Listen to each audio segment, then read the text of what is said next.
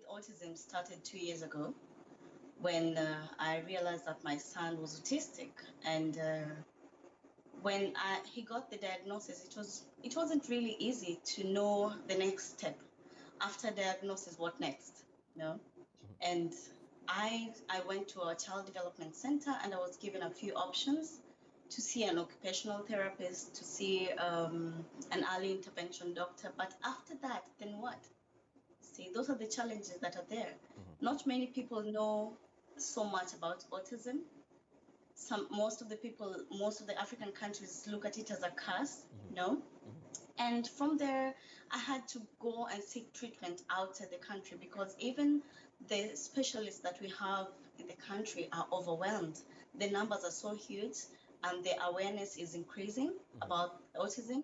So it's really a challenge in Africa. Right. And so just talk to me a bit about the fact that, you've had also to personally have this as something that has affected you personally as far as your son is concerned. Now, moving forward, you want to put up an institution or a center that is actually going to be dealing with these particular issues by the end of 2019. Talk to us a bit about how far these plans are today. Okay, I had to travel out of the country to the United States in specific to seek treatment for my son, and it's quite expensive, and I don't know how long I'm going to be able to sustain this. So that got me thinking, why not bring the same idea back home? Why not bring the same treatment procedures back home? And it's not rocket science. It's not really something different. So I decided to do my research and I registered my autism center. It's called the Mali Autism Awareness Center. And the main purpose is to create awareness about autism in East and Central Africa. And also my program intends to build an autism school, an autism treatment center by the end of 2019. And that is where I really need support from everyone. Right.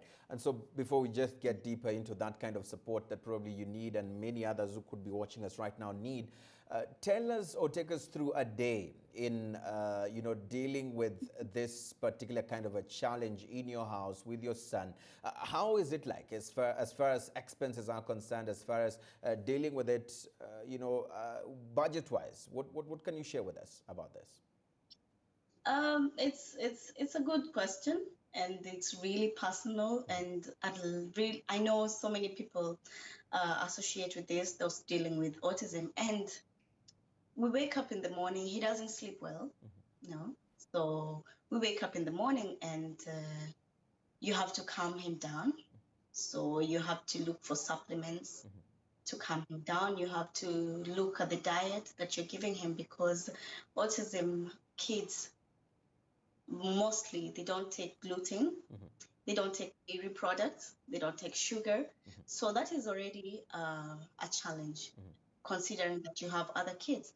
If you're not able to take care of this, it's not everyone is able to afford this kind of a diet for their children, specific to give them supplements that are recommended by the doctors. And also just he needs to go for therapy 5 to 6 hours a day for you to get a result.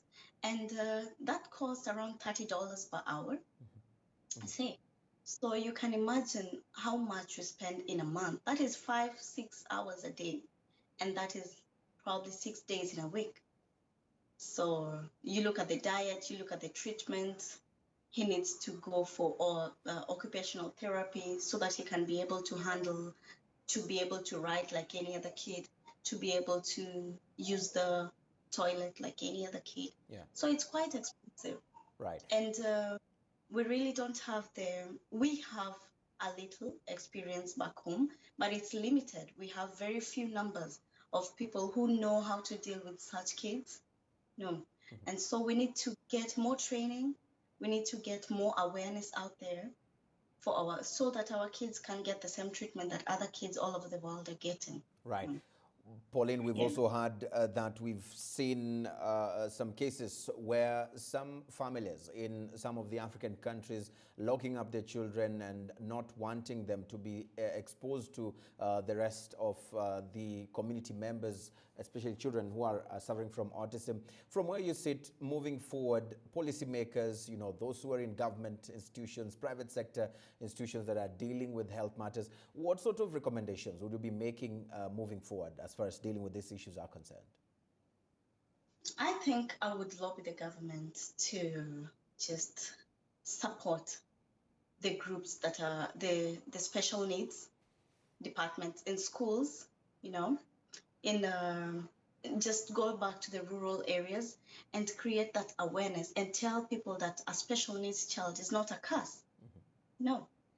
And also the insurance companies, the treatment, to include this in their programs so that these other kids are able to get the same treatment that people who can afford the kind of treatment can get, you know. So I think it's a long way we have to take, but it's a longer route, but we'll get there. Right. Do you feel that autism has actually been put on the sideline when it comes to, you know, when a sport is being shown on various health issues? Do you see this as one of those, you know, disabilities that has actually not been given or the much attention that it has been required?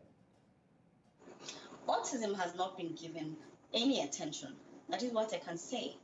Especially in Africa, autism has been looked at as a curse, so no one talks about it. No one, most of the people that I approached when I started my autism campaign, even my close friends didn't really know what autism is. Autism is only discussed if there's someone in your family or in your environment that is, you know, affected by it. But it's never been, no one has really sat down to discuss why is it that we don't have centers for treatment?